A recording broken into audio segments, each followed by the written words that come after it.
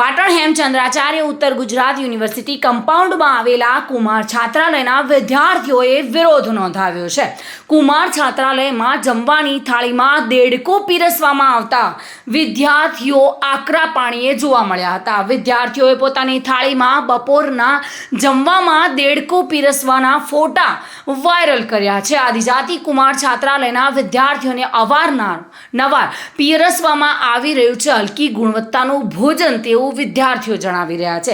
જો કે આજે ભોજનમાં પીરસવામાં આવેલા થાળીમાં વટાણાની સબ્જીમાં દેડકો નીકળતા વિદ્યાર્થીઓમાં હડકંપ મચી ગયો હતો।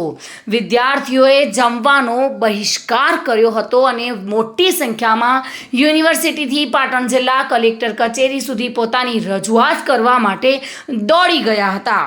જો કે જમવામાં દેડકો નીકળતા ચારે તરફ ઓહાપો મચી ગયો હતો।